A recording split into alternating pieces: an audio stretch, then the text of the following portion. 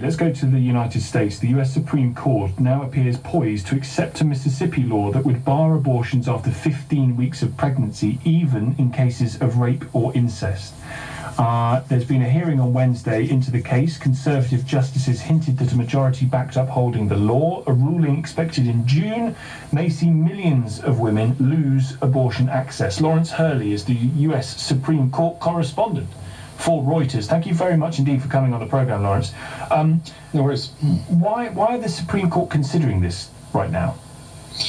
Well, I mean, the biggest reason the Supreme Court's considering this is because there's been a big change in personnel on the court. It now has a 6-3 Conservative majority thanks to 3 appointees that were made by President Trump before he left office. And the court's views on abortion have changed, it seems, as a result of those changes on the court. So the court in previous cases has upheld abortion rights, going right back to the 1973 Roe v. Wade ruling. But now there seems to be a majority on the court that might be willing to curb abortion rights or maybe even overturn Roe v. Wade entirely. And for background, Roe v. Wade gave women in the US an absolute right to an abortion in the first 3 months of pregnancy. But that date could, or that time frame could shorten quite significantly, could it?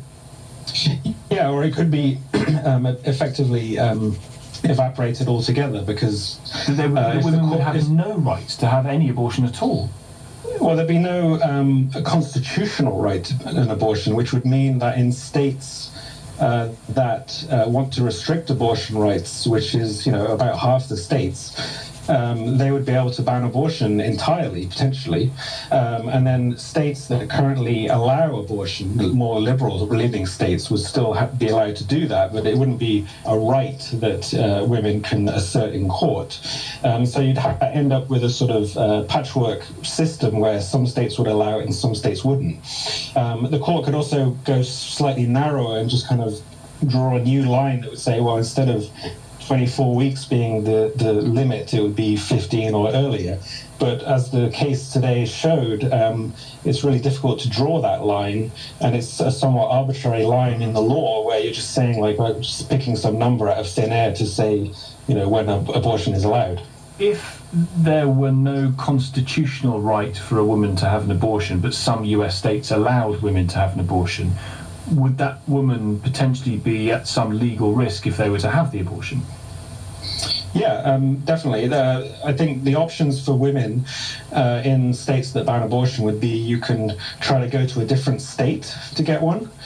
You can try to get medication abortion, which potentially you could get online, potentially illegally. Yeah. Or you could try and get an illegal abortion in the state through a doctor who would perform it. But isn't that just but you could face... Sorry to interrupt, Roz. Isn't that just like a completely clear unintended consequences of a change of policy like this? I mean, that's just you're going to see the number of illegal abortions skyrocket.